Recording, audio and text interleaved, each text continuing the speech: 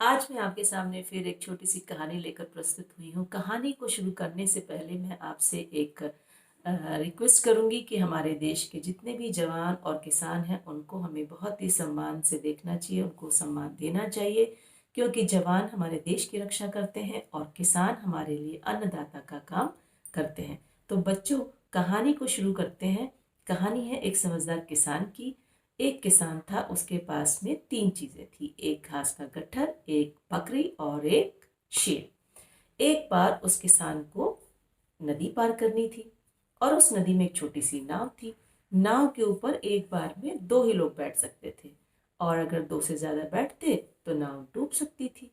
अब किसान इस परेशानी में पड़ गया चक्कर में कि मैं पहले अपने इसमें किसको छोड़ कर के आऊं, क्योंकि उसने सोचा कि अगर मैं शेर को ले जाकर दूसरी तरफ छोड़ता हूँ तो बकरी पूरा घास खा जाएगी पीछे से, और अगर मैं घास को ले जाता हूँ तो ये शेर जो है बकरी को खा जाएगा। इसी पसों पेश में पड़ा हुआ था समझ किसान और सोच रहा था कि मैं क्या करूं। अंततः उसको एक तरकीब सूझी और उसने अपने साथ बकरी को बिठाया और ले जा करके दूसरे किनारे पर छोड़ आया और वहां से वापस लौटा। यहाँ से फिर वो अपने साथ में शेर को ले गया। शेर को ले जाकर दूसरे किनारे पर उसने छोड़ा, लेकिन वहां से बकरी को अपने साथ वापस लेता आया ताकि शेर बकरी को खा न सके।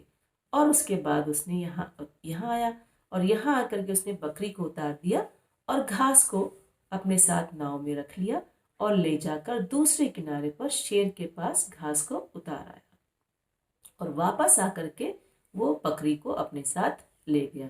इस तरह उसने थोड़ी सी समझदारी दिखा करके अपनी तीनों चीजों को सुरक्षित एक नदी के एक किनारे से दूसरे किनारे तक पहुंचा दिया। तो बच्चों, इस कहानी से हम ये सीखते हैं कि अगर हमारे पास कोई भी मुसीबत आती है, कोई भी कठिन समस्या आती है, तो उसका समाधान हम स्वयं निकाल सकते हैं। बस हमें क्या रहना चाहिए, थोड़े से ठंडे दिमाग से उसके बारे में सोचना चाहिए।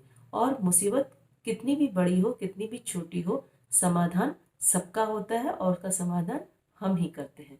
मुझे बताइएगा कि ये कहानी आपको कैसी लगी और इंतज़ार कीजिएगा कि मेरी अगली कहानी आपको जल्दी ही मिलेगी। और इतने दिनों तक मैंने आपको कोई कहानी नहीं सुनाई, इसके लिए मैं आपसे क्षमा चाहती हूँ।